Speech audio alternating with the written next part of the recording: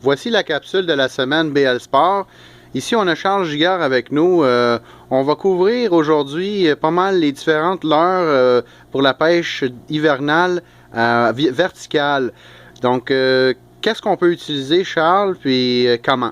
Bien, il y a des types de leurres qui sont différents de la pêche saisonnière comme l'été, le printemps. Les leurres sont un petit peu différents. On rapetisse aussi des sortes. Regardez ici, type de cuillères de pêche verticale qui sont très lourdes. Les Swedish People, qui sont très bonnes depuis plusieurs années. Vous pouvez mener ça soit d'un appât vivant ou d'un appât mort.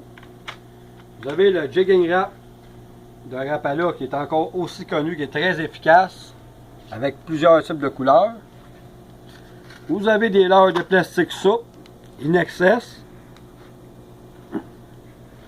munis d'une tête de dandinette qui s'appelle Whistler, qui permet de faire beaucoup de vibrations dans l'eau. Moi, je l'ai muni avec un petit caoutchouc de 3 pouces in excess. Le caoutchouc est très souple au grand froid. Ils ont une très belle gamme de couleurs. Ces produits-là même, une couleur qui est très bon. Le rose avec le blanc est très très bon. Moi, j'utilise ça même l'hiver. Et vous avez les leurres odorifiants en plastique qui peut remplacer les appâts vivants parce qu'il y a de l'arôme. On a des très belles couleurs, couleur intrus, Fire Tiger, couleur perle et bleu. Et aussi, vous avez, exemple, des petits airdrops. C'est ici. Ça fait longtemps qu'ils sont très utilisés pour pêcher la perche chaude. Et une cuillère, mon ami Philippe.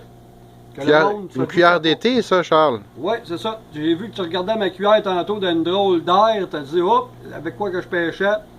Ça ici, cette cuillère-là, est aussi efficace l'hiver que l'été. Elle est assez lourde, c'est une S2. Ils ont plusieurs couleurs. La seule chose que je fais, je rapetisse la grosseur du trépied en dessous. Je munis ça encore soit d'un méné mort ou d'un méné vivant, tout dépendant des zones. Ou je mets un monofilament avec une petite hameçon. Puis je me sers de ça comme leurre verticale. Et aussi les cuillères d'été que j'utilise sur des brimbales pour faire des attracteurs au lieu de mettre un pickle rig.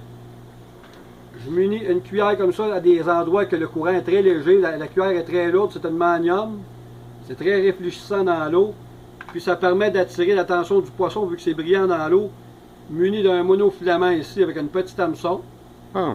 Donc vous pouvez dandiner même avec une brimbale en donnant quelques coups dessus. Ça va permettre d'attirer l'attention du poisson. Et une chose, tu m'as posé une question tantôt, Philippe.